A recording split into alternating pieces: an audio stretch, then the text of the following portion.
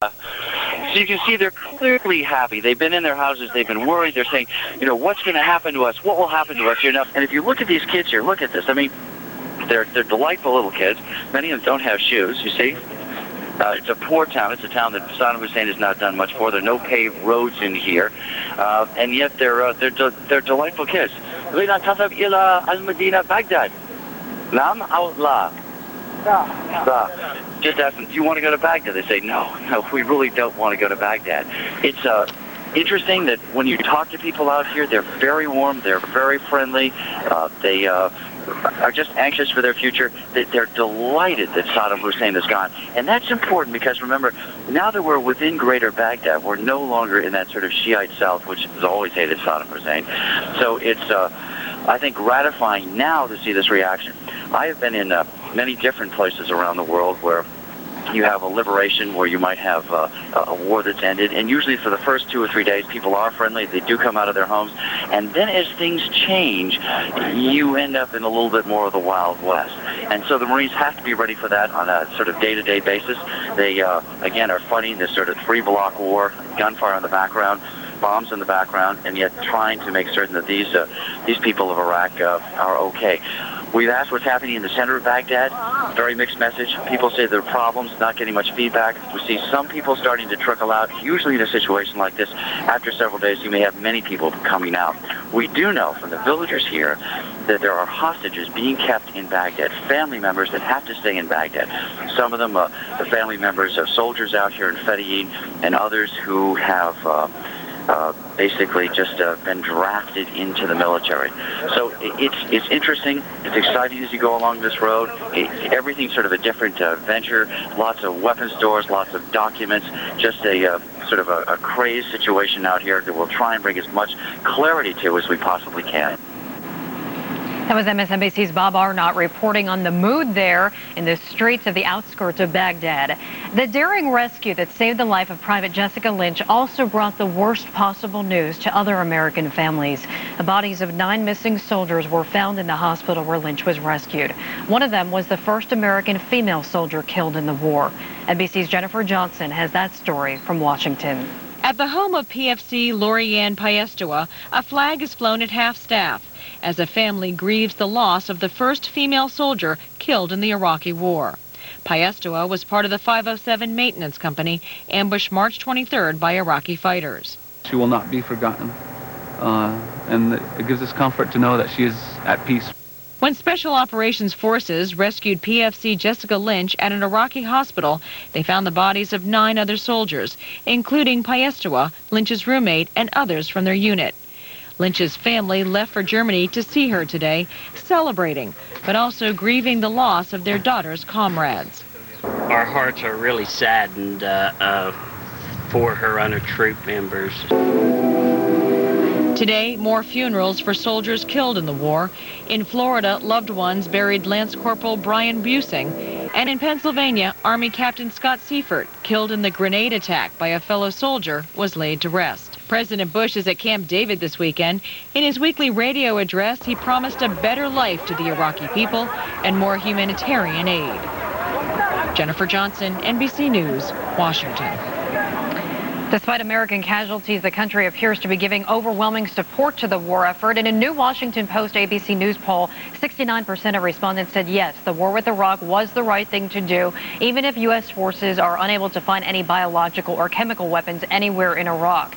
That must come as welcome news to President Bush, who is spending the weekend at Camp David.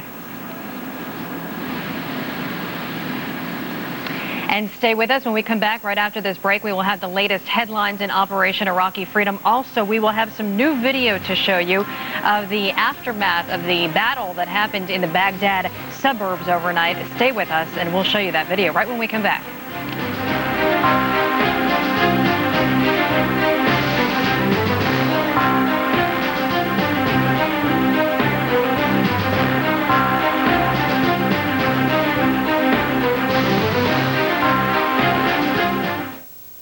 Is talk about communication. It'd be a great idea. I do too.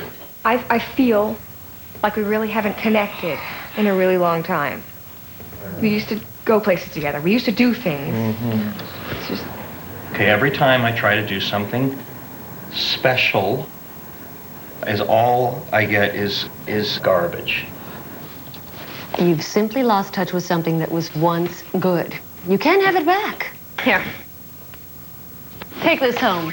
Rekindle your love for the internet. Call 1-800-651-2905 and get 6 months of Earthlink dial-up for half price. You also get exclusive tools to keep the internet fun, like Pop-Up Blocker that gets rid of virtually all unwanted pop-up ads, and Spaminator, it helps reduce junk email. Guess it's no wonder we recently ranked highest for customer satisfaction among dial-up internet service providers according to J.D. Power and Associates. Call, go online, or visit one of these retailers. Get 6 months of service for half price. Why wait? Move to Earthlink. My kids call it the red mask. This red thing on my face. My grandkids kept staring at me. It's red. It just wouldn't go away. All over my face. Yuck. I could feel it. I didn't know what it was. Do you have redness on your face that doesn't go away? It could be a sign of rosacea, a skin condition that millions of people have without realizing it. I thought it was sunburn at first. I mean, redhead. Sunburn. Thought I had a skin allergy. People definitely noticed it. It's embarrassing. Problem is, rosacea can get progressively worse if not treated, which is why you need to see a dermatologist. And call this toll-free number to receive a free rosacea information kit. No more red masks. I'm definitely looking better. By calling for your free kit, you'll be able to learn all about rosacea and how it can be effectively treated. You'll also receive a free list of dermatologists in your area who can treat rosacea. I got my life back. Looking pretty good these days. This is what I'm supposed to look like. Call today and see a dermatologist. Isn't it time people saw you again and not your rosacea? Beautiful, huh? Well, what do you think?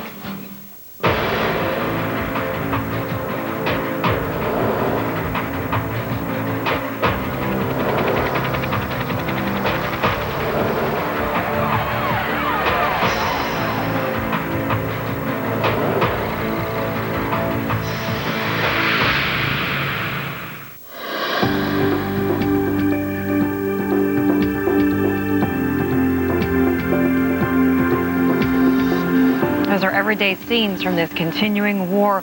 Welcome back to MSNBC's continuing coverage of Operation Iraqi Freedom. Hello, everyone. I'm Bianca Solorzano. At 45 past the hour, here's what's happening right now. A major development in the war in Iraq. Military officials at Central Command tell NBC News most of the Republican Guard divisions in Iraq have been obliterated. None is in Baghdad. Officials say, though, there are still units north of Baghdad yet to be engaged. They also say there are a large number of pockets of enemy forces around Iraq, but not in Baghdad, ready to surrender. Meantime, the Associated Press reports Fedayeen and teenage militia are currently patrolling the streets of Baghdad. CENTCOM officials say they have the potential to engage in deadly urban warfare. U.S. officials believe an overnight strike on the home of Chemical Ali has killed him. CENTCOM confirms they have positively identified his bodyguard, and they're now searching the rubble for Chemical Ali's body. Ali is Saddam's cousin, also his top aide, and he got that nickname for ordering gas attacks that killed thousands of Kurds in the late 80s. As always, we bring you the very latest from Operation Iraqi Freedom every 15 minutes right here on MSNBC. And for more updates, you can always log on to iraq.msnbc.com. And now let's check in with MSNBC's Natalie Morales at our America's Bravest Wall with a look at some of the U.S. troops now serving in Operation Iraqi Freedom. The love and the pride in our troops coming from all over the country. And here are the latest photos we'd like to add. A picture of Private First Class Adam Wade. He is with the 101st Airborne Division, 2nd Battalion. And Adam's sister Cynthia King writes, "My brother will turn 24 over there soon. He has always been a man who loves to serve the public. He is a member of our local fire department. We are all proud of our soldiers." Jose and Denise Rosado send in this picture of their handsome son, Joseph William Rosado, who was deployed initially to Kuwait, also assigned to the 82nd Airborne, Company A, 2nd Battalion, probably somewhere in Iraq right now. And his parents write he comes from a family of military service. His grandfather served in Korea with the 3rd Infantry, his dad in Vietnam with the Marines, and his uncle was in the Army for over 30 years and served in World War II. Joe is dedicated and motivated and will not let his fellow servicemen down. And finally, Betty James Sanders sends us this picture of their daughter, LaToya Nicole. She's a member of the Army National Guard. She's now a world away from her home in Alabama, deployed initially to Kuwait. And her parents tell us LaToya is a sophomore in college, taking a break from her studies in order to fight for her country. And they send prayers to all of the soldiers and the president. Do you have loved ones who are serving overseas in the military? If so, we'd like to feature them on our America's Bravest photo wall. You can mail the picture to America's Bravest, P.O. Box 2617, Secaucus, New Jersey 07096. You can also find that address on our website, or you can email a photo to americasbravest@msnbc.com. And please be sure to include their name, rank, your name, where they're serving, your relationship to them, and why they're so important to you. Now back to you.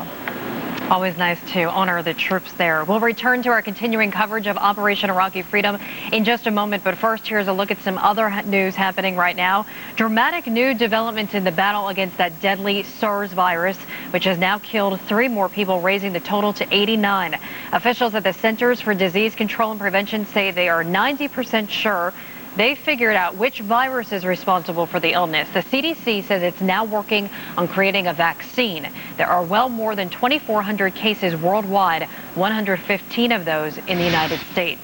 A federal judge says John and Patsy Ramsey were not involved in the 1996 murder of their daughter, 6-year-old JonBenet. The judge ruled in an Atlanta court today that the evidence suggests an intruder in the Ramseys' home killed the young beauty queen. The ruling threw out a lawsuit against JonBenet's parents filed by journalist Chris Wolf. And it is just about time for folks on the East Coast to spring forward. You want to set your clocks and your watches forward 1 hour. In a few minutes at 2 a.m. Eastern time, you'll find yourself an hour behind if you don't do it. Actually, at 2 a.m. West Coast time, let's get that right. If you don't do it, you're going to be an hour behind. So spring those clocks forward. As the nation springs forward, Old Man Winter is still hanging around in parts of the Northeast. In Portland, Maine, snow expected to continue through the weekend. Oof, look at that. Ice and 40-mile-per-hour winds are wreaking havoc in upstate New York, taking down power lines and leaving some 140,000 people without electricity. And in Massachusetts, an icy mix of rain and sleet made a mess on the roads, causing at least 17 accidents. Are we going to take a check of weather now? All right, let's take a check of weather now. And I'm not a meteorologist, but I was just looking at that video there, and it doesn't look nice. People still in the Northeast dealing with it. Well, Bianca, I'll tell you what, it's certainly been a very wintry years thus far. And even though it's spring, winter is not done, as we saw in that video. And we have not 1, but 2 more storm systems heading our way in the next couple of days or so. Already some severe weather this morning down in the Dallas-Fort Worth area, and that is now moving on northbound. But notice we do have snow on the northern flank of this storm from Illinois back toward, well, Nebraska. That is our next storm system that will quickly race eastbound, cold air in place. And as that storm system runs off to the south, we are going to see snow once again across the Midwest and back into the northeastern United States during the day on Monday. And we're looking at accumulating snow, well, 4 or 5 inches, we think, in some locations, perhaps even in the big cities, with another storm headed their way later this week. Now in the Middle East, the big story has certainly been the heat. And, well, it looks as though we're going to have another hot day across Iraq over the next couple of days. Here's our cool front now from northern Iran back towards Syria. This cold front has been very slow to progress southbound, and as a result, we will have yet another hot day on Sunday with temperatures generally in the 90s from Baghdad on southbound toward An-Naziriyah, and we may even hit the triple digits from Basra down toward Qazar as well. So as far as highlights, again, the heat wave continues on Sunday. Gusty winds on Sunday as well. There could be some blowing sand. Now, cooling on Monday across the northern part of Iraq, but we'll keep it hot across the south. And then we're looking for a general cooling trend later next week across the entire country. So again, the heat continues across Iraq, but there is some cooling on the way. Bianca? Okay, good news for some parts of the country. Thank you very much for that. The 6 American soldiers killed in Wednesday's Black Hawk crash were members of the 3rd Infantry. That division seeing the most casualties of this war so far, leaving wives and families at Fort Stewart, Georgia, having to cope now. NBC's Benno Schmidt has more. I'm Benno Schmidt reporting from Fort Stewart, the home of the 3rd Infantry Division. The 3rd Infantry Division suffering more casualties. One thing the wives and husbands have told us here on the home front is that initially they enjoyed watching all of the coverage. Now many say it is too anxiety-producing. They are also making a very deliberate effort at keeping routines and a sense of normalcy. It has all the appearances of an afternoon ball game with a nearby picnic for the little ones. Except the picnic's done under a banner supporting the 3rd Infantry Division as it fights through Baghdad, and sounds like this are heard overhead. The smiles are genuine, but there is effort behind them, an effort to maintain routines. Many 3rd Infantry Division families tell us they're no longer glued to news coverage. I don't watch it. I mean, I get a little bit here and there from the girls at work and stuff like that, but I usually try not to watch it. It turns my stomach. The Army confirms 6 who died in a Black Hawk helicopter accident April 2nd were from the 3rd Infantry Division, doubling the death toll suffered by the division. The Savannah Morning News identifying Chief Warrant Officer Eric Halverson from Bennington, Vermont, a pilot just 40 years old. Specialist Matthew Bull, 22, from Dracut, Mass., a crew chief on the Black Hawk. Eric Smith, 42, of Rochester, New York. Finally, Scott Jamar, 32, of Sweetwater, Texas. At home, the fear is constant more could fall. Billy Spriggs is taking care of her 4 grandchildren while their mother serves. The Lord has given me peace about it, though. You know, I don't worry day and night. The only time I get upset is when I'm looking at TV and see some things. The children, of course, are thrilled to see Mom or Dad on television. One thing I saw her at her camp, she is fighting for Iraqi freedom. And I want to tell my mama I love her and I miss her. I hope you come back soon. As the first weeks of the campaign end and the 3rd Infantry Division battles for Baghdad, the one constant on the home front here in southeast Georgia is a desire for normalcy. We'll have Saturdays at 12 o'clock till 1. Anything to prevent the anxieties of war from taking over. More soldiers who trained here at Fort Stewart have died thus far in Operation Iraqi Freedom from this post than from any other. One additional casualty to report, a 3rd Infantry soldier who was with Michael Kelly, the editor from The Atlantic, who died in Iraq. Reporting from Fort Stewart, Benno Schmidt, NBC News. At Fort Hood in Texas, more troops are being deployed to the Gulf, but its contribution to the war effort does not end there. Larry Mullins has more. Before the last of the 4th Infantry Division troops pull out of Fort Hood, and they're taking with them something which the Army calls proof that the U.S. is trying as very best as it can to make this a fair fight.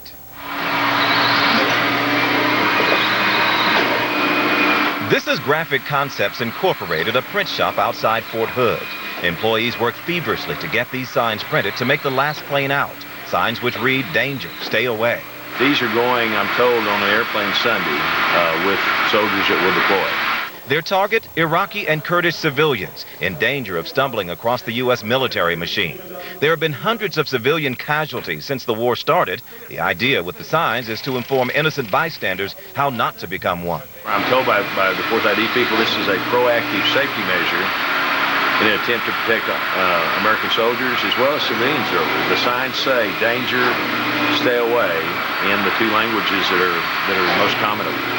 The 4th Infantry ordered 1,000 of them, which they'll place on walls and fencing near high civilian traffic. Why the 4th? The Army says these troops are leaving Fort Hood heading into the most dangerous part of the war. As they arrive in Kuwait with their battle gear and these signs, they face neighborhood street battles, which will be both intense and tedious as troops try to work around civilians. The Iraqi propaganda machine is quick to point out even the smallest civilian injuries caused by Americans. The Army hopes these signs, warning about the danger spots, will reduce their chances of something to write about. Again, the signs will take off with the last plane out, expected this weekend to the battle zone over in Iraq. And again, the message here is stay away from danger areas as best as possible. The U.S.'s, of course, attempt to keep casualties down to a minimum. Larry Mullins, NBC News, Fort Hood, Texas. And stay with us here at MSNBC. Dan Abrams is up next. He will have a look at the latest headlines in Operation Iraqi Freedom. A lot going on. Major developments. CENTCOM now saying that divisions of the Republican Guard south of Baghdad have been obliterated. There are still troops to the north, though, divisions of the Republican Guard to the north. Also waiting word to see if Chemical Ali, Saddam Hussein's cousin, was indeed killed overnight. Stay with us.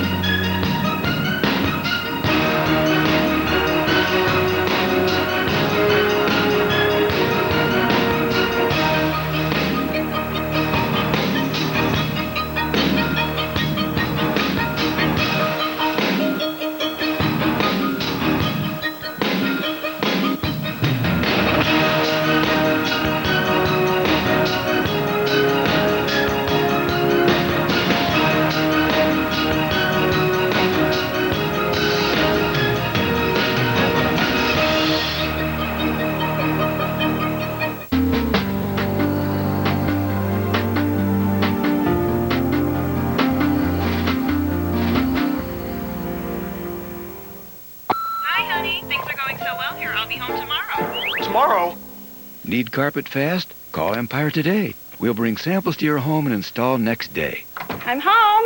New carpet? Wow. You'll save with warehouse direct prices and make no payments for 1 year. I figured you'd sack out every night eating pizza. I'm impressed. Me too. 800-588-2300 Empire today. Call for next day window treatments too.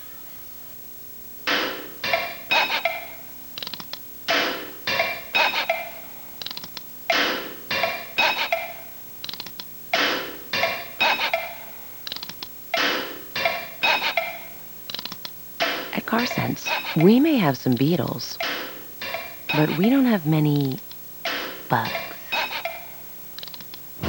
Avoid hassles of every kind on pre-owned cars at CarSense. One less thing in life to negotiate.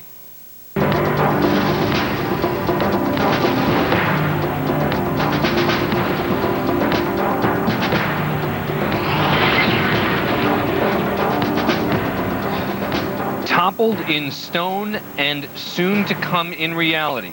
It's day 18 of Operation Iraqi Freedom. We've got it all covered for you right here, right now. Good morning, I'm Dan Abrams, and we are going to bring you up to date on the very latest developments in Operation Iraqi Freedom. A major development, first of all, military officials at Central Command tell NBC News most of the Republican Guard divisions in Iraq have been obliterated and that none remains in Baghdad. They also say there are a couple of large pockets of enemy forces around Iraq, but not in Baghdad. Meantime, Reuters reports Iraqi fighters ambushed a U.S. military convoy just northwest of Baghdad.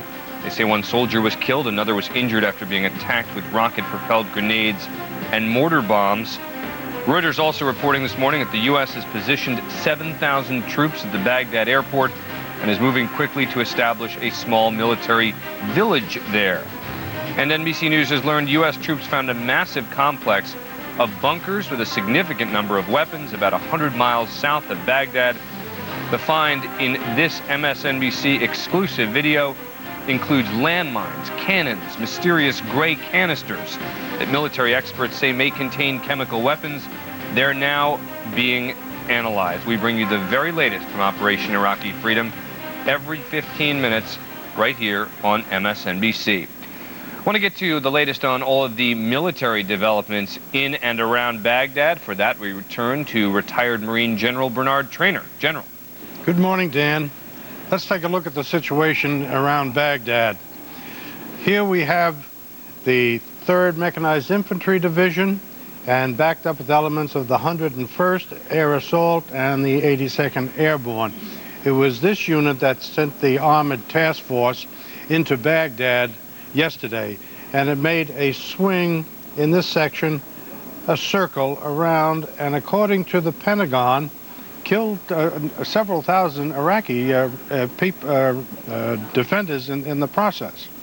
Now, they're establishing themselves at the air base in this area, Saddam Hussein so-called international airport, and moving to establish a cordon on this side of the city. Now, we had indication of some action, an ambush of an armored column today. That may have taken place over here as this cordon comes around. And the Marines are doing likewise from their section over by Highway 6, where we have the 1st Marine Expeditionary Force. They are moving in this direction. So in time, Baghdad will be cordoned off, and all the routes of ingress and egress will be covered by U.S. forces. In the meantime, I think you can expect that they will be testing and probing the defenses inside Baghdad before they move on the city itself. Back to you, Dan. General, thank you very much for that. We appreciate it. But that does not mean there is not fighting going on around Baghdad, outside of Baghdad. Fighting continues. Gary Circa from National Geographic joins us on the MSNBC Live line. He is right near what appears to be an active firefight. Gary. Well, that's very true. I'm with the 3rd Battalion, 4th Marines, and we are at a military base about 15 miles or 10 miles south of Baghdad. I'm sorry, I don't know the name of the base. We just came upon it, and suddenly there was action, and I don't know the name. I've been asking people on the route here as I move up what the name is, but I don't have it right now. There's been firing here for about the last hour. Heavy arms fire and small arms fire from both sides. At times it looks pretty hectic. Gary, do you have any sense of the size of the opposition? Meaning any sense as to what type of weapons they're using, how many there are, how long this fight has been going on? Right. I believe the fight's been going on a little more than an hour. We've seen aerial airburst. I believe those are enemy because they're over our heads, so I'm assuming those are enemy airburst. There are enemy automatic weapons fire. I have not heard any enemy artillery other than the airburst. I did hear a report that an RPG just did hit up in front of me a little bit away, and I did hear an explosion, but I couldn't tell if it was friendly or the enemy. Gary, what are you doing as this firefight rages on?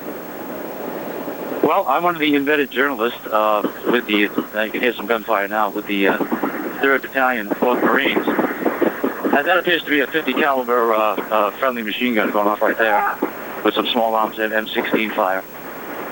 And I've been traveling for the past 3 weeks with the 3rd Battalion, and that's what I'm doing here. We're moving north, and stopped here about an hour ago, and we've been involved. Gary, I guess I meant more specifically, as this firefight rages on, are you sort of hunkered down? Are you under cover somewhere? Is this fight going on literally within yards of where you are? Sounds like it. Yes, you can probably hear the Marines right next to me. With the ground is littered with empty K shells. Marines just ran right by me. I travel in an Amtrak, an amphibious vehicle that also, of course, can move over land. And the fire, I get out of the Amtrak, and I'm walking along the other Amtraks. It's building to building here, and I move from building to building with a group of Marines I'm with. There are people ahead of me, and there are people behind me, and that's how I'm moving around. Gary, finally, do you have any sense of how this started? Did this start at a checkpoint? Did it start, do you know exactly how? You say about an hour ago, but do you know how it started? Well, unfortunately, I don't know how it started, whether this was a planned attack or whether or not they just came upon this. I heard no word of it under the road that the base is on, and then suddenly the Amtrak's halted, and there was firing up ahead, and I moved off to take a look. As you can see, as you can hear, it's still going on.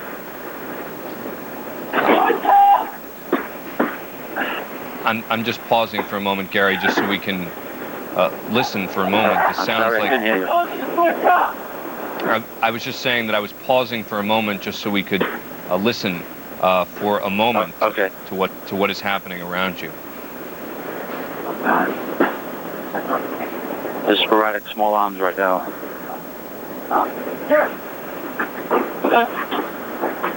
I did see a Marine appeared to be in the leg or he was taken away by corpsmen about 5 minutes ago. Please keep describing, Gary, what is happening around you. Pause as necessary. But I have a Marine in a prone position 4 feet in front of me with a squad automatic weapon aimed down a road to cover any other Marines who want to cross each road, each side of the road with automatic weapons and safeguard that passage. There's 2 Marines to my right with M16s. I think they're getting ready to make the passage, but they also set up, there's some small arms fire. They also set up little checkpoints along each of these roads so that I'm assuming nobody can get in behind them while I come down these roads and surprise them. And that's what I'm doing. I'm moving from road to road along the main road. There comes there's a Humvee moving off. There's about 3 or 4 Amtraks near me. These are the vehicles the Marines ride in. When they want to fight, they get out. They also have their own turret with a 50 caliber machine gun and M40 grenade launcher, which is a pretty powerful weapon. It's an automatic weapon, launches grenades, automatic fashion. Just a lot of yelling down the road. No.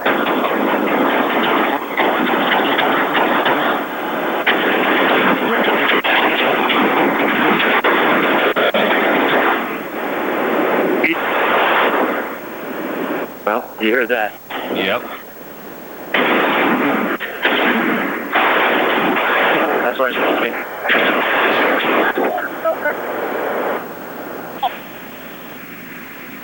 What's happening there, Gary? Wow. Okay. Are you all right? That was right next to me. Are you okay? Yeah, I'm okay. If you need to get off the phone, hang up, please do that. At any time. There's so much. They're a little confused as to where that came from, so there's a bit of confusion, but I think they have it under control. I have a camera in one hand and the phone in the other, and for some reason my camera just went out. Well, Gary, again, if you need to drop the phone, please do not make this a priority. Absolutely feel free, hang up, as you know, please, at any time. We're following your lead here. All right, I understand.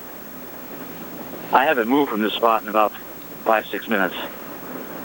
That appeared to be, as I was just describing, the 50 caliber machine gun and what they call the M40, which is an automatic weapon that actually fires grenades automatically.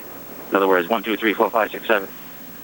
And each grenade can cover about 15 feet of killing area, so it's a very powerful weapon. So, Gary, what we just heard there... I believe that's it right there. That's Al? It's a little hard to hear you. I understand, please.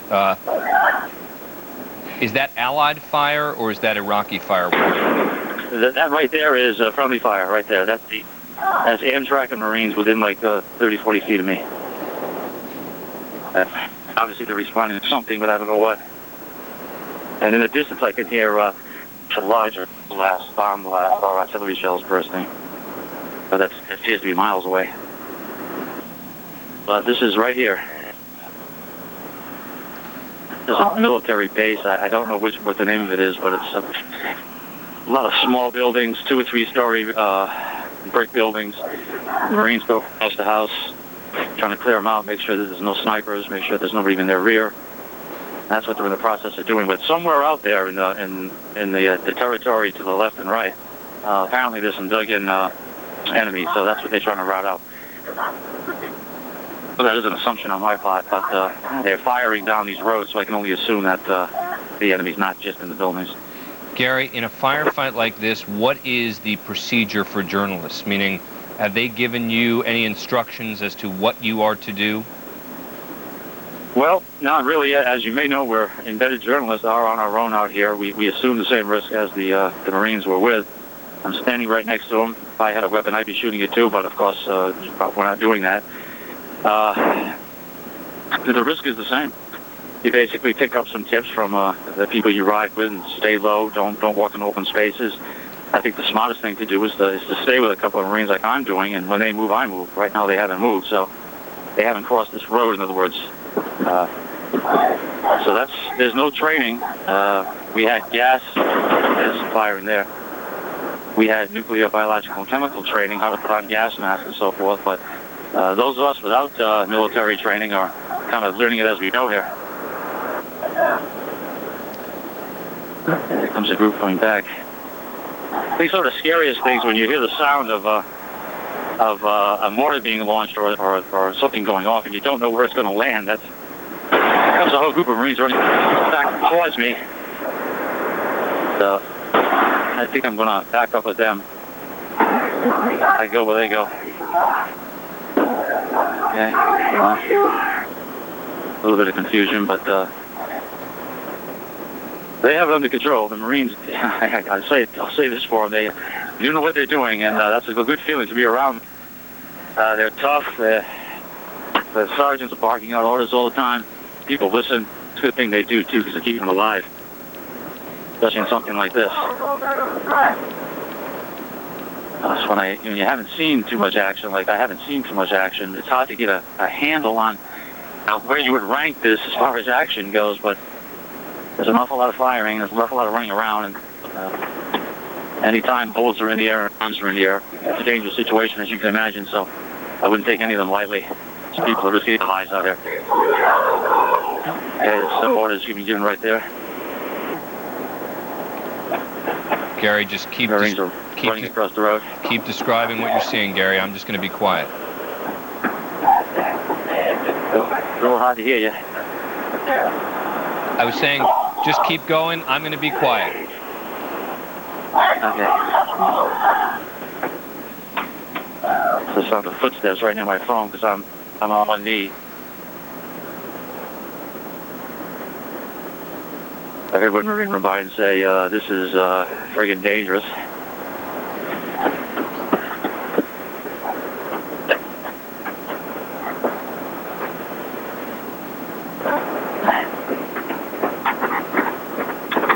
Not more footsteps.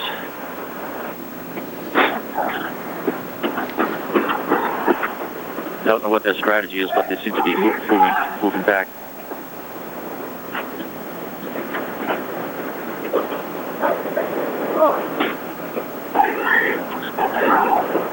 Okay, they're calling everybody back to the track, so I'm going to get up and stop making my way back to my track. You still with me? Yes, Gary, we're here. We're listening to every word. I'm just trying not to get in the way. Okay, everybody's being called back to the track, so I'll keep the folks in my ear, man. I also am walking back to my track. All right. This is about 300 or 400 feet behind me. Marines are running. Okay, I'm being... My sergeant... My gunnery sergeant right now is yelling at me, so I'm going to listen to his advice and hunker right down right here. Go. Okay. They're crossing the road right now. That's why he wants me to hurry up. That's what I'm doing. I did. Feel free to put the phone down if you need to, Gary, of course. That's a little hard to hear you because the phone keeps going up and down my ear. I'll stop for 1 second. Will I follow you, Gunny? Okay. All right, I'll follow my gunny sergeant back. Gary, I was just saying, Gary, we do not want to in any way put you in any danger. If you need to put that phone down, put it down, please, as you know. Hey, well, roll back, so...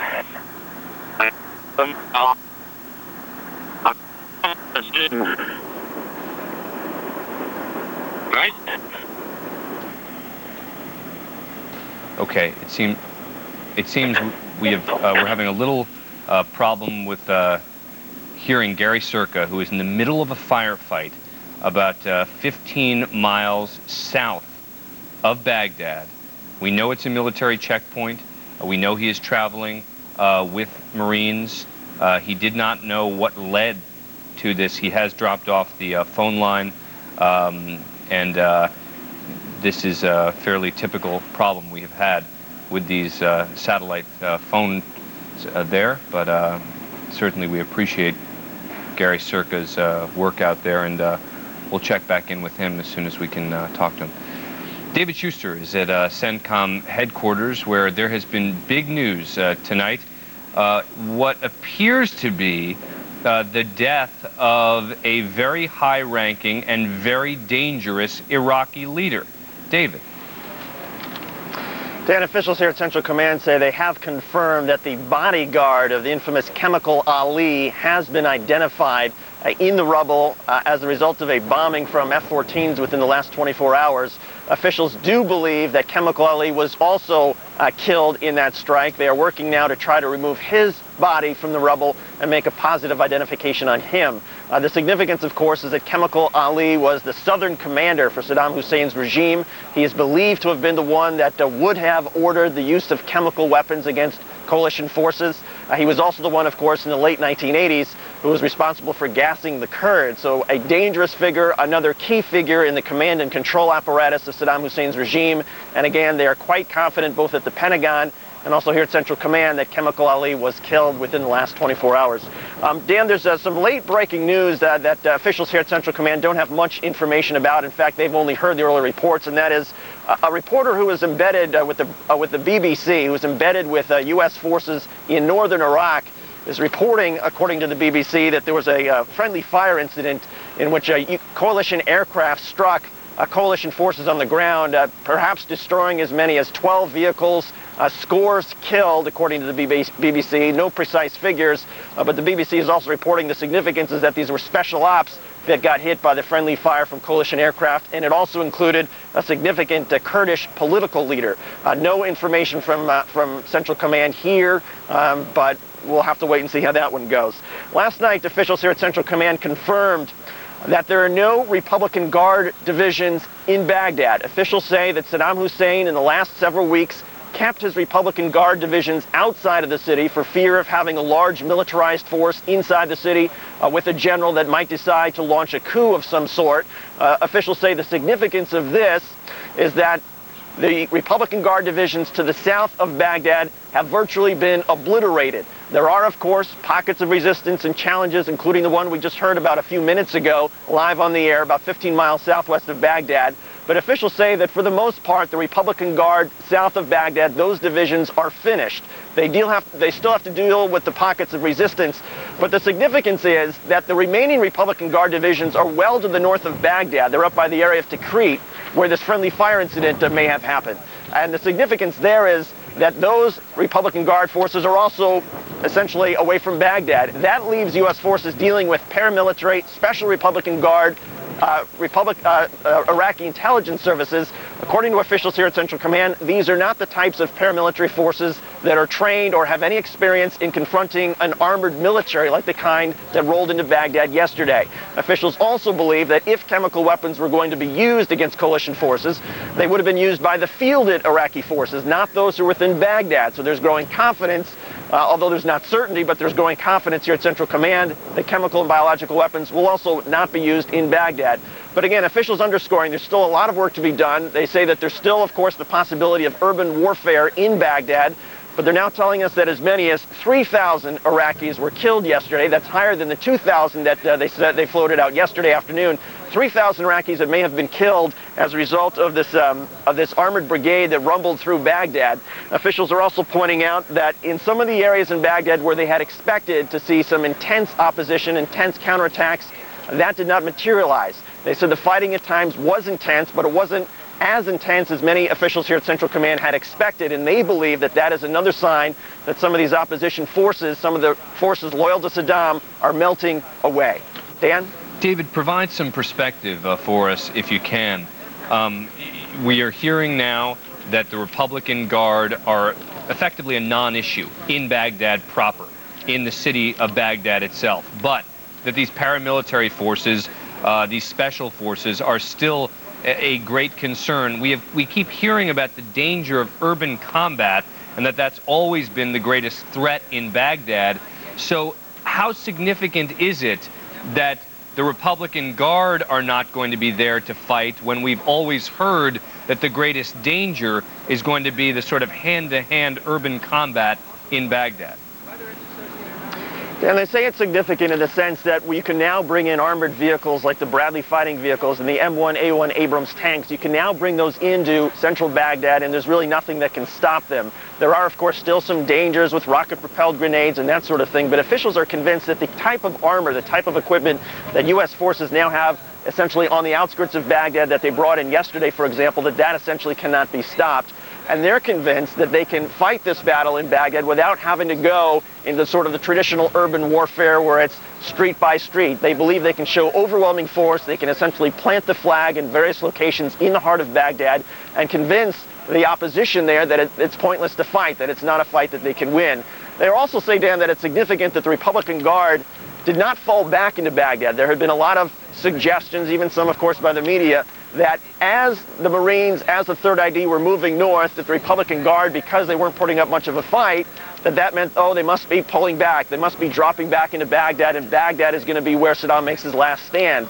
Well, he may make his last stand there with the paramilitary forces, but as far as his fielded forces, the forces that have the tanks, that have the heavy artillery, they are caught outside the city. Officials here at Central Command are very confident as far as dealing with what Saddam has left in Baghdad. Dan? David Schuster, thank you very much for that report. Let me just add this from Reuters in connection with what David was talking about a possible friendly fire episode. A U.S. warplane, according to Reuters, bombed U.S. Special Forces and Kurdish civilians in a convoy on Sunday, killing at least 10 to 12 of them, according to a BBC correspondent who witnessed the event and was actually injured himself. The reporter, John Simpson, said that he counted 10 to 12 bodies.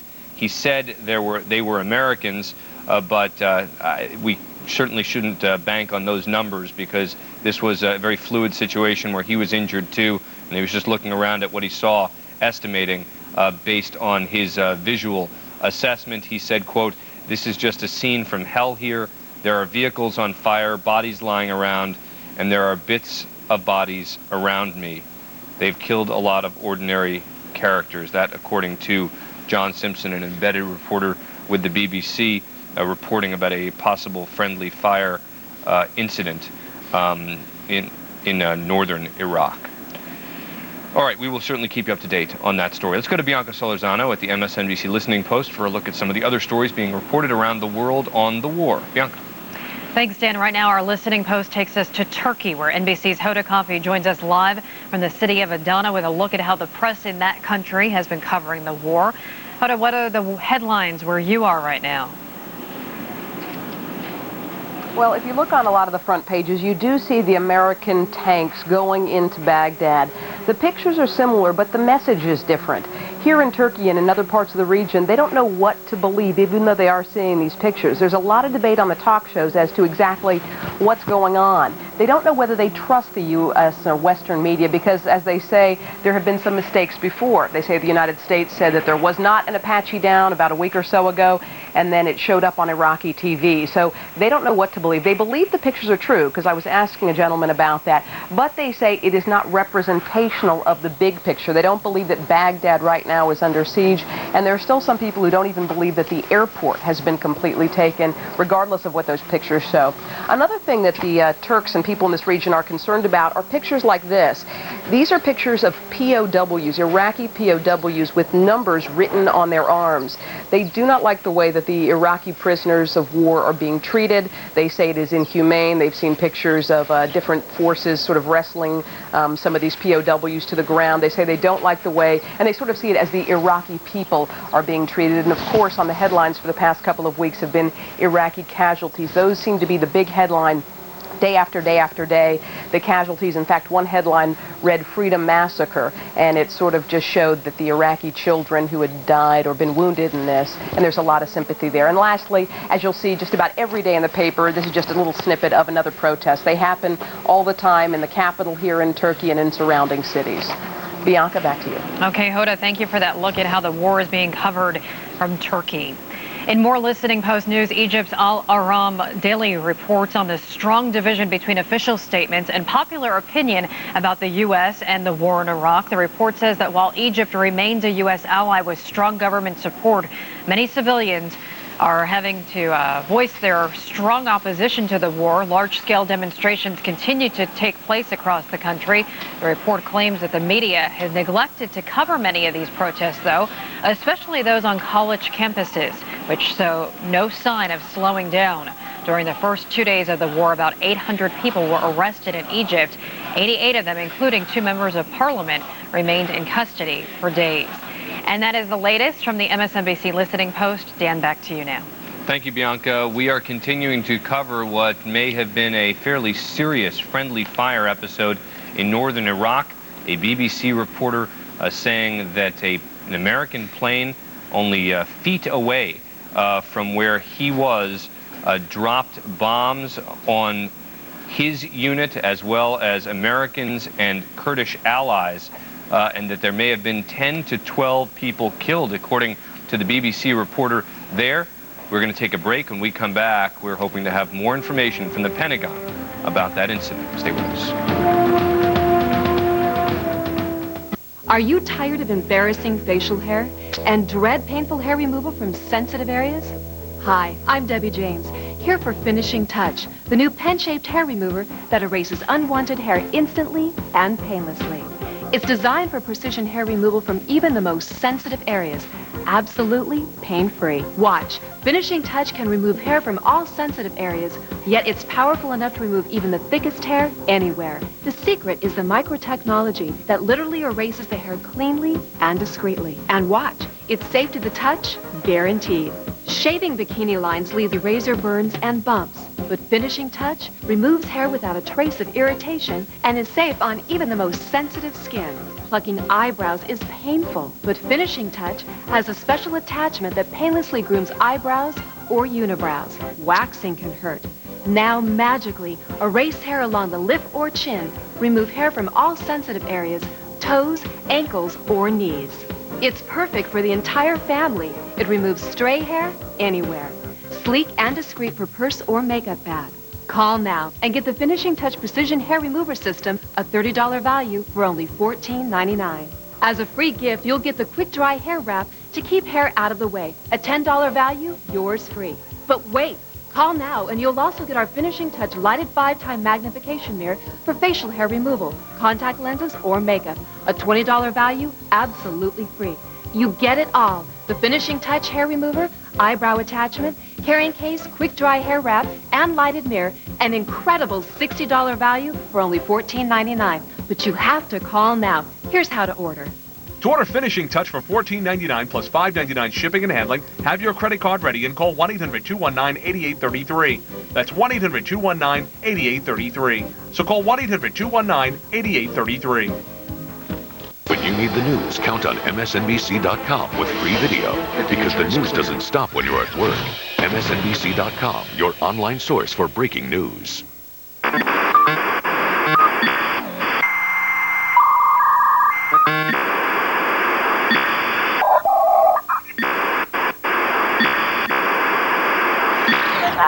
Go with Comcast high-speed internet. It's fast, and it's the perfect way to enjoy everything the internet has to offer. From shopping to sharing videos, downloading music to online gaming. You name it. Comcast high-speed internet. Call now for this special offer. There's never been a better time to lose the weight. During cancer treatment, Elizabeth could only watch from the sidelines. Today, her cancer is in remission, and she's ready to play. Elizabeth is one of millions of children with hope because of Children's Miracle Network. We are the alliance of premier children's hospitals dedicated to serving all children. Your support can make miracles happen.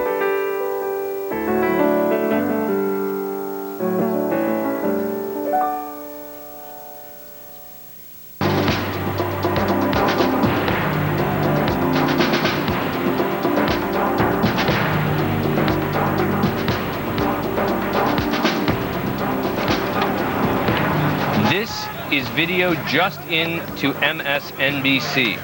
Now, it was provided by the Iraqis. This was a tour provided to journalists by the Iraqi government. Their goal? To demonstrate that the U.S. had lost one of the battles towards Baghdad.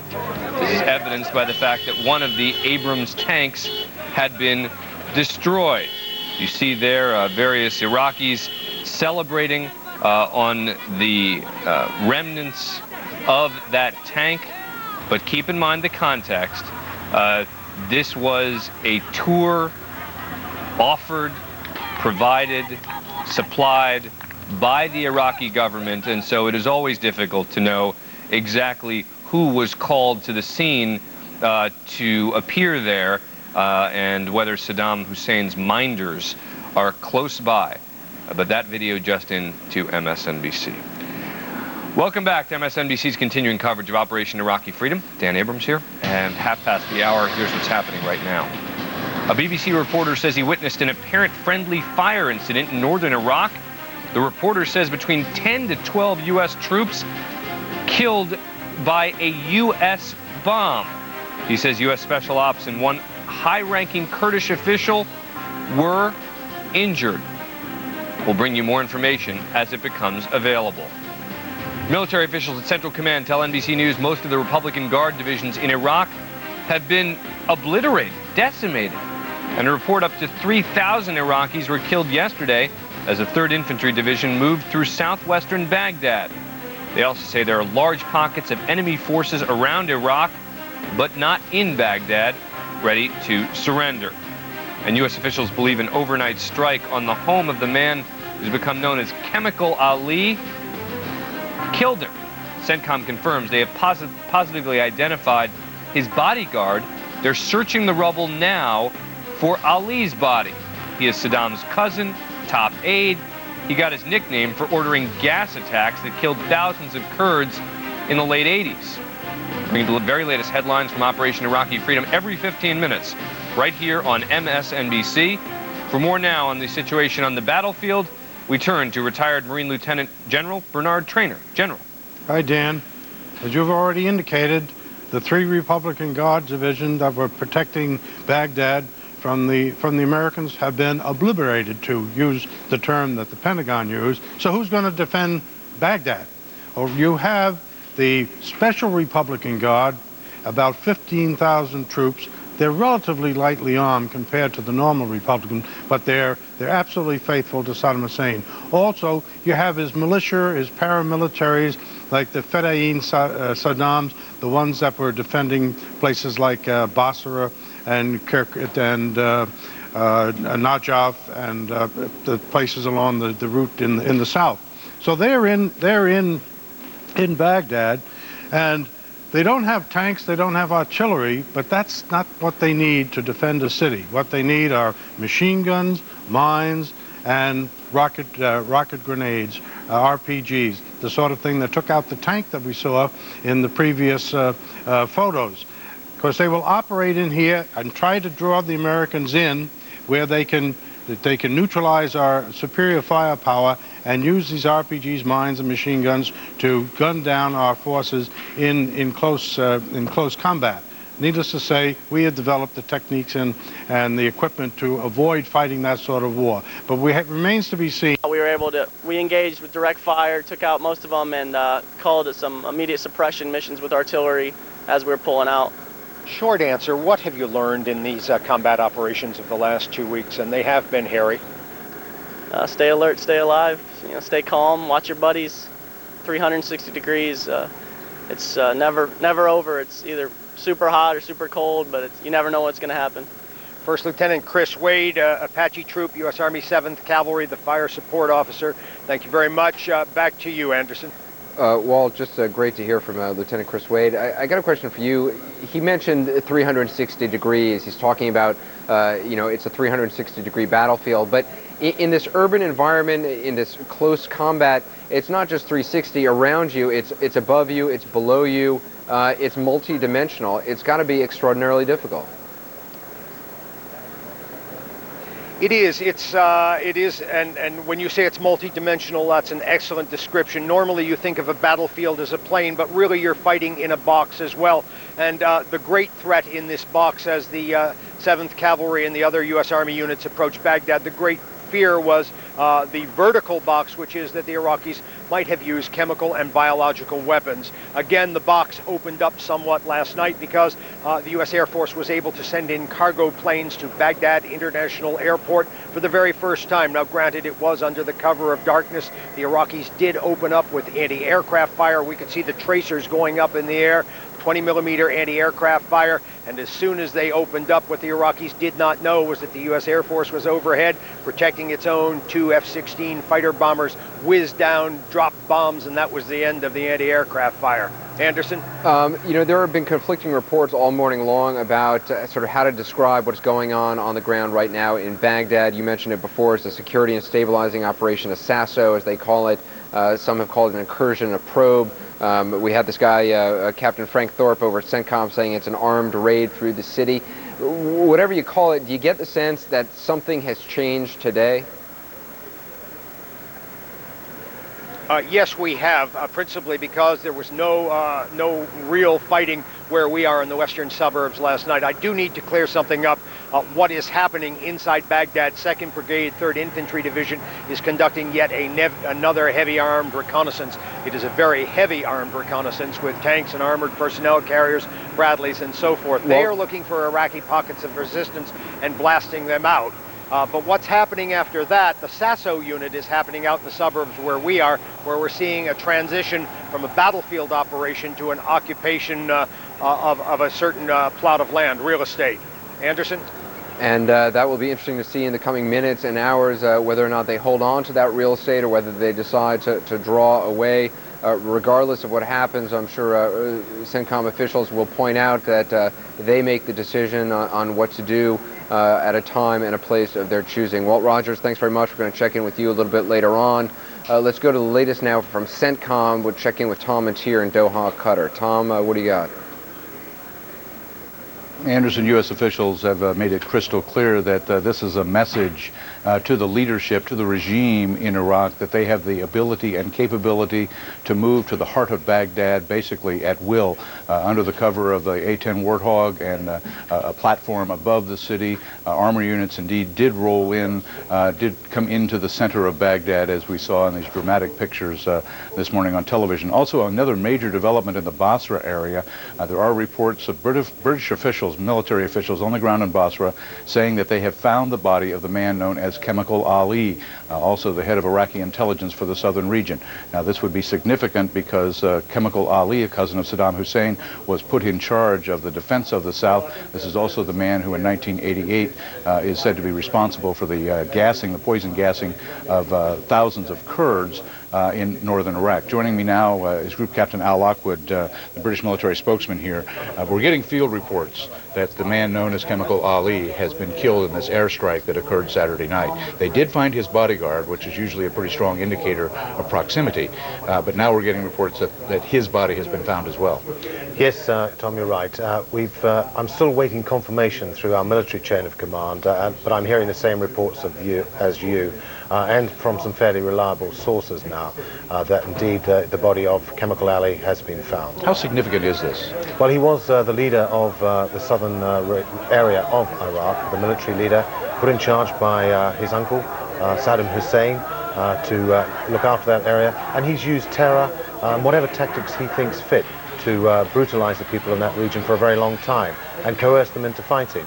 A significant step if he has gone, but I do have to say command and control in the southern part of Iraq and also the Ba'ath Party leadership and the militia now are very much degraded and southern Iraq is stabilizing more every day. This man known as Chemical Ali was also appointed governor of Kuwait when at the beginning of the Gulf War when they invaded Kuwait. He has a long history. When he was out trying to drum up support against the coalition, there were those who wanted him arrested when he was out and tried as a war criminal.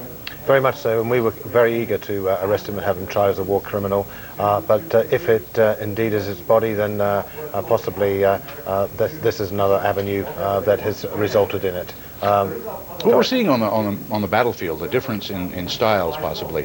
The British in the south in Basra kind of standing outside the city and waiting and pushing the psychological operations very strongly, and you're seeing the Americans up in Baghdad encircling the city and being very aggressive in their actions. A different style?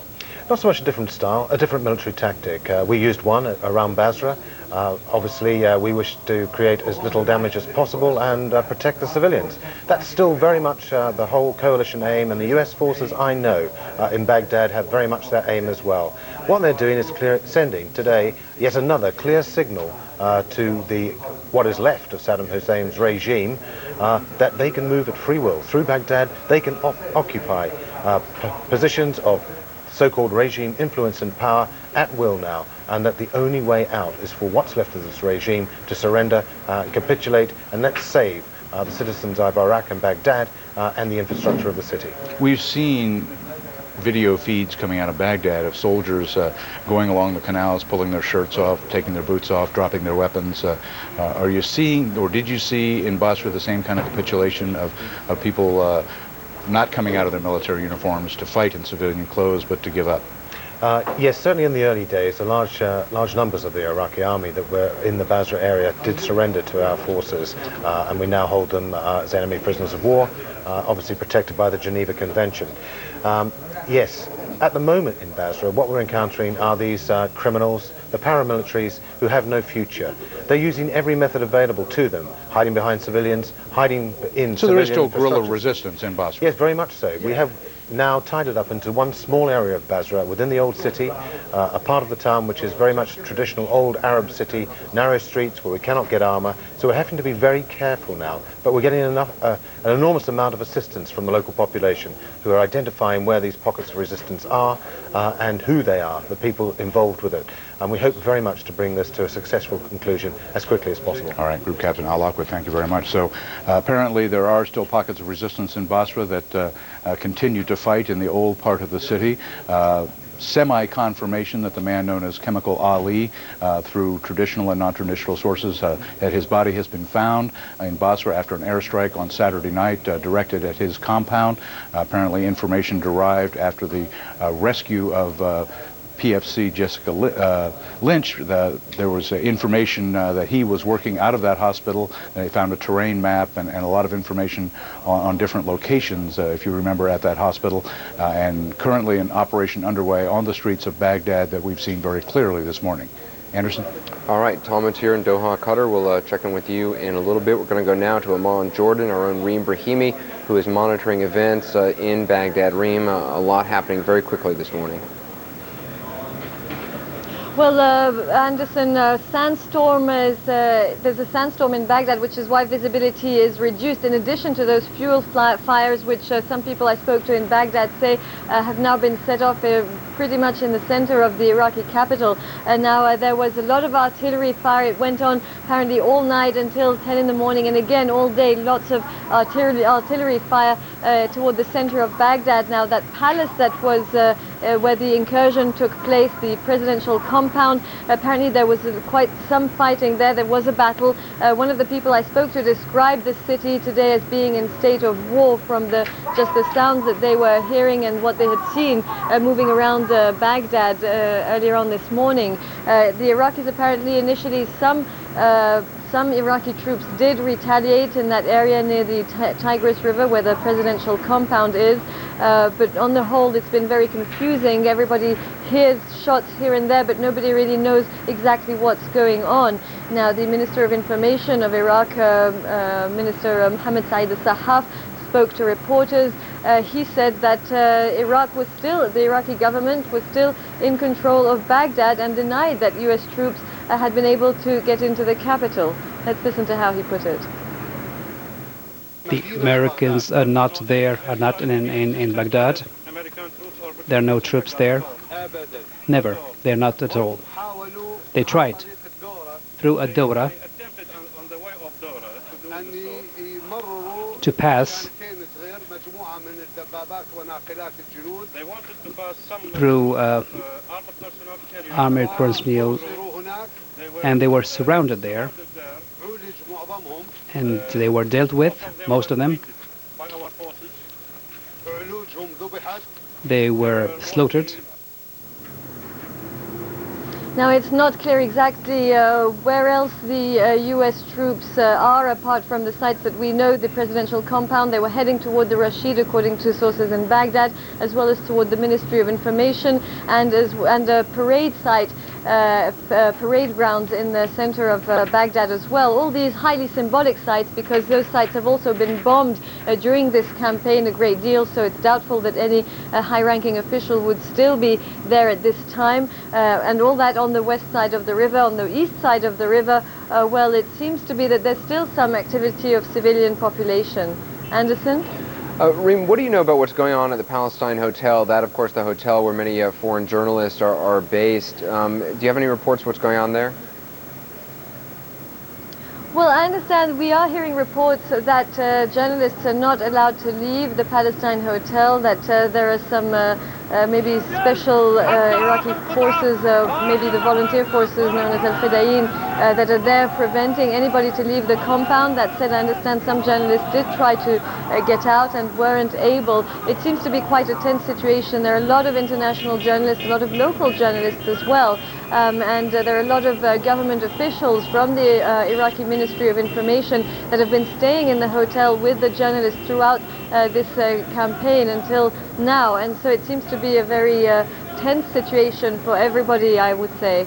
Anderson? Yeah, we're looking at these images taken a little bit earlier in the morning outside the Palestine Hotel of what appeared to be some men in uniform, some men not, waving both pistols and automatic weaponry to seemingly for the camera's benefit. Also people sort of driving by with posters of Saddam Hussein. We're looking now at this picture that was taken earlier of gentleman getting up on a vehicle and waving around a pistol and his weapon for largely, it seems, for the cameras from the International Press Corps who is there. How significant, when we heard from Ron Martz, embedded reporter, he's with the Atlanta Journal-Constitution, that he was stationed right now in an armored personnel carrier in Zahra Park. Can you give us a sense of sort of the overall location of where all this is happening? It's very confusing. We've heard reports of this presidential palace, one or two of them occupied by U.S. forces, then also the Zahra Park. Then, of course, we've heard the information ministry and the foreign ministry still in Iraqi hands. How close is all of this to each other? Well, as far as the information ministry, the Al Rashid Hotel, the foreign ministry, they're really all about 5 minutes away by car. Baghdad has a lot of large avenues, wide roads to drive through. It appears from what the people I spoke to in Baghdad said that the U.S. troops went to the presidential compound that is also not far from the Al Rashid. On the same side of the river, there's a sort of special highway that would take you straight from the airport to that area, and it seems that that's the route they took. So they didn't actually cross any of the neighborhoods that are also around that area, any of the residential neighborhoods, because from what I understand, a lot of the people over there didn't hear or see anything at that point. Now, all these areas are one close to the other, but somebody I spoke to in Baghdad also said that these areas have been bombed regularly from the beginning of the campaign, especially in recent days, and that there's a lot of rubble already there. There was already a lot of rubble before the U.S. tanks made their incursion into that part of Baghdad. Anderson? Reem, I understand we were just getting in a live picture right now of this palace that apparently has been taken by U.S. forces. I don't know if you can see the image, if you can get a sense of it. This apparently a live picture from Baghdad right now where it's 12:22 p.m. It's grainy, but you can certainly see some sort of a tank there, what would appear to be U.S. forces on the ground. Do you recognize this palace, Reem? Anderson, I can't see the palace from where I am, but I believe it's the palace that we've been talking about, the Republican Palace. At any rate, there would be two of them, two possibilities, either that one or the palace known as Al Sujud. And both palaces located on the same side of the river. Now, those palaces are huge, sprawling complexes with hundreds and hundreds of buildings inside them. The Republican Palace, which I believe is the one that we're talking about here, is also the one that used to, or that hosts the offices of the presidency. That said, that palace has been bombed so many times. We could even see it many times during this bombing campaign. We've seen fires burning all night inside some of the buildings of that presidential compound. So it's not clear exactly who they will find still in there. There are a lot of questions, of course, that are raised now with this incursion. Where are the famous Republican Guards? Where are the special Republican Guards? Because until recently, of course, the Republican Guards, as you know, Anderson, were not allowed to get into Baghdad.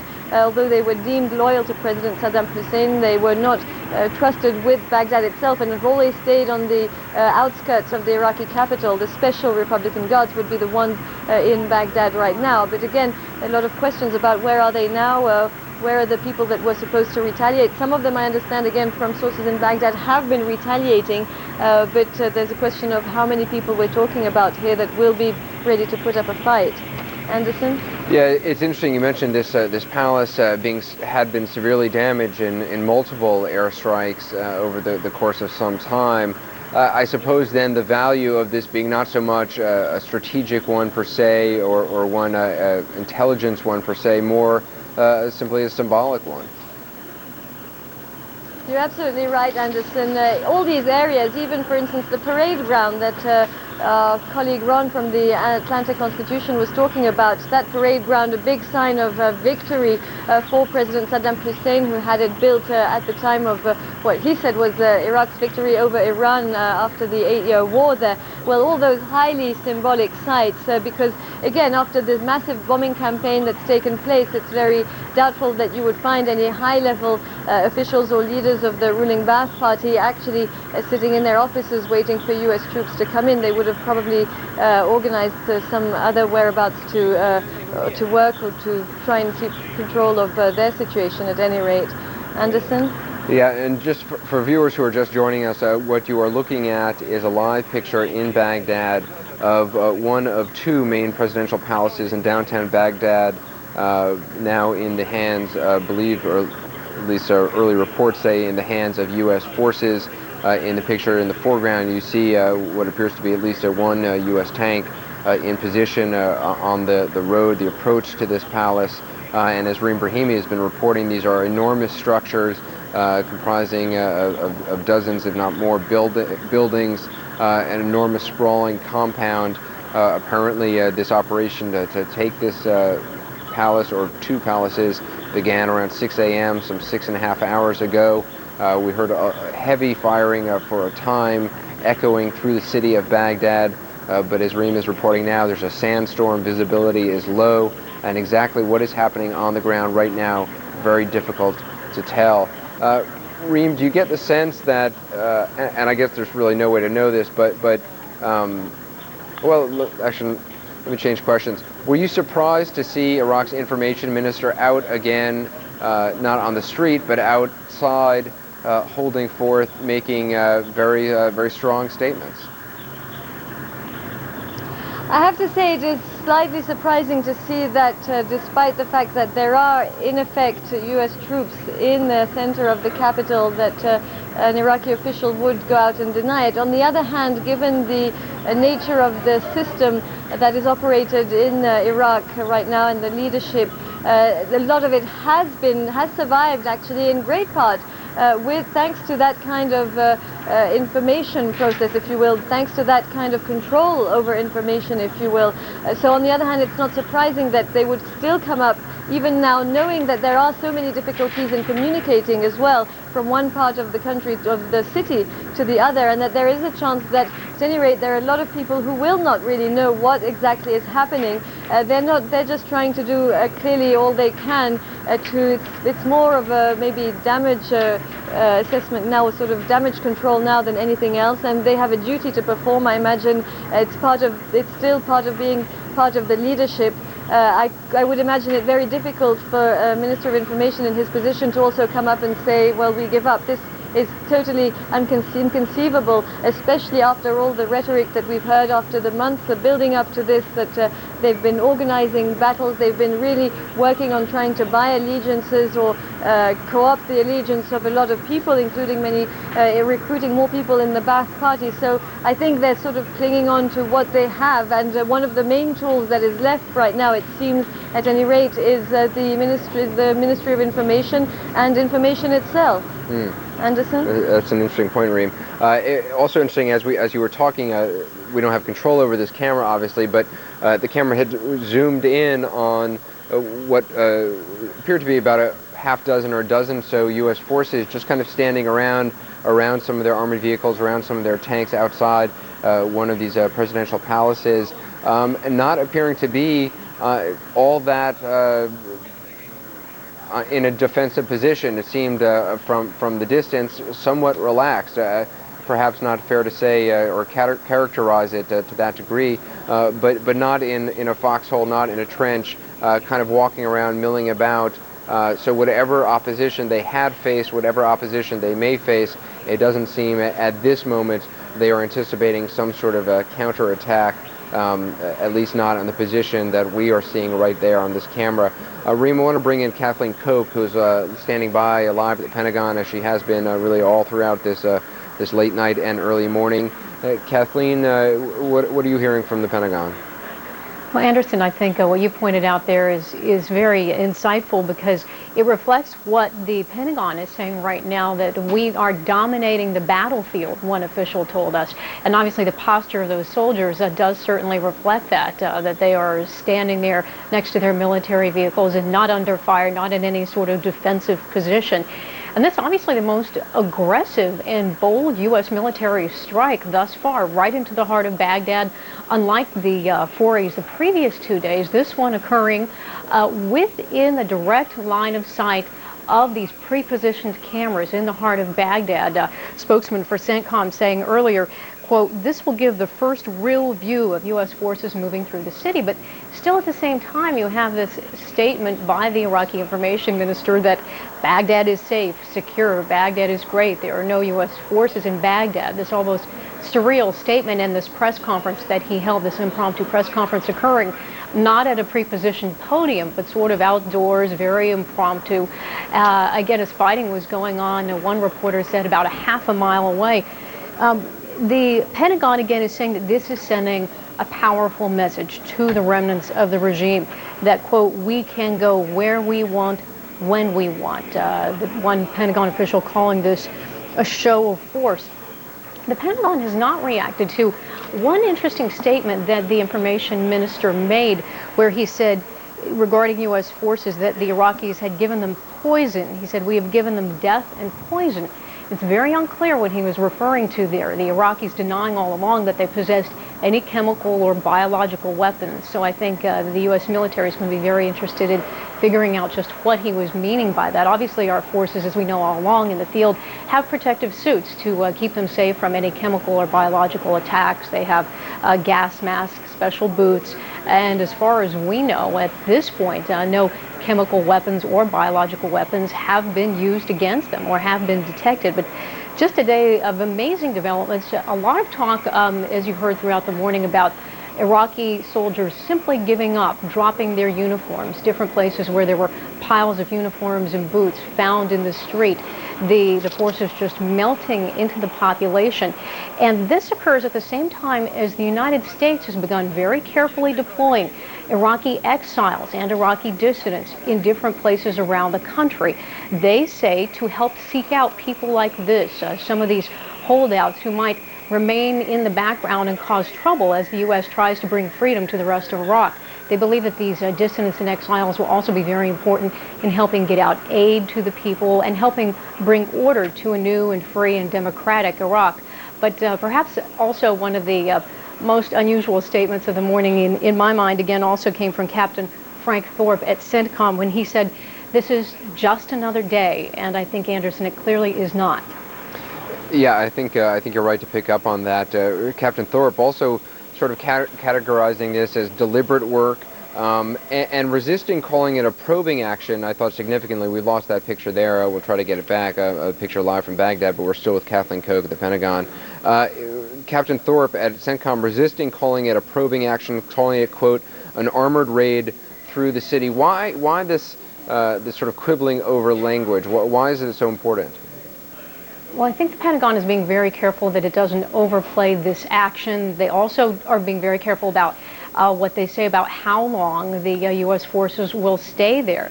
Anderson, no one at the Pentagon here giving any kind of firm time frame, but they've been staying away from time frames all along as these questions have come on a regular basis from reporters.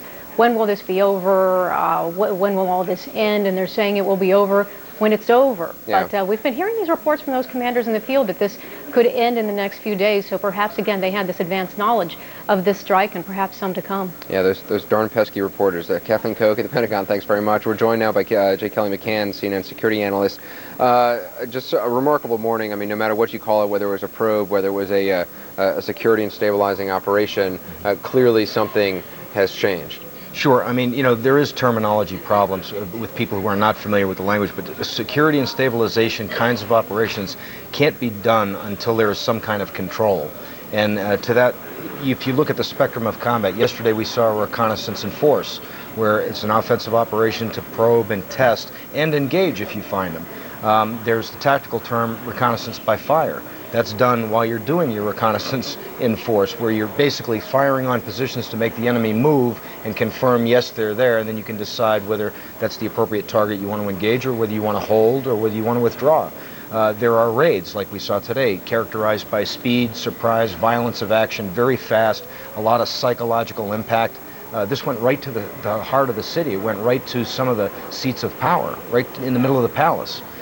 And that is what you are looking at if you're just joining us. One of the palaces, one of two palaces now in U.S. hands, right in the center of Baghdad.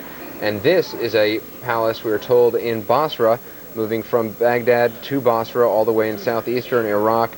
A palace now in British forces' hands, British having moved into Basra in what was initially described as a probing action, but then British forces felt that the level of resistance that they met was sporadic.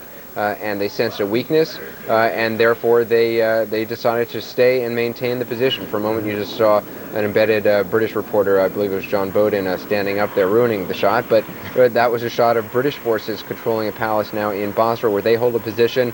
And mirrored action we see now in Baghdad, where U.S. forces hold at least two palaces. Absolutely, and the footage we had earlier, shot from the east side of the Tigris River, looking to the west side and watching the Iraqi troops strip themselves of their gas masks, some dropping their rifles, some taking their uniforms off, really goes to the confused state of the battlefield and what the coalition troops are dealing with right now. I mean, these men basically are taking off different parts of their equipment. Some may go to another spot on the battlefield. Some may choose to leave the battle space altogether. But those that keep their rifles, take their tunics off, take their camouflage or sateens off, they become then in the same category as the Fedayeen, irregulars, still combatants. Those that choose to totally disarm and stop aggressive action then become non-combatants. All the men and women that are there are sorting that out right now. It's a very conflicted space. Yeah, conflicted space, that's a good term. Yeah, it's interesting. You know, on the one hand, you hear Iraq's information minister, who is certainly optimistic, I think it's fair to say, in his assessment of the situation. I'm being understated here, but let's just call him optimistic. Given, you mentioned the word control in reference to U.S. forces, that this being a sign of control on the part of U.S. forces, it's also could, I suppose, be interpreted as a lack of control on the side of Iraqi forces. And what I mean by that is, when we saw those A-10 Warthogs circling overhead, we didn't see anti-aircraft fire trying to target them. When there was a pilotless drone moving at, about 120 or so miles per hour in the skies over Baghdad, could have easily been picked down out of the skies, but it wasn't. And so far, what early reports are indicating, the resistance that U.S. forces on the ground in Baghdad have met this morning was described as either light to moderate. Seemingly a lack of control. You say it's a line of communication Absolutely. problem. Think about it, Anderson. We just heard that report from the north, up in Ben Wiederman's area. How are they communicating to those forces up there? I mean, no one can believe that there's real VHF or UHF communications up there that we're not listening to.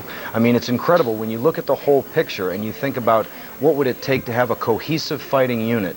The Minister of Information the other day said that Iraqi soldiers were responding to their last written order. Now you can imagine, when would you go to written orders by courier? You would do that only if you had no other way to communicate that wasn't secure. And think of the sluggishness on the battlefield compared to encrypted digital burst communications.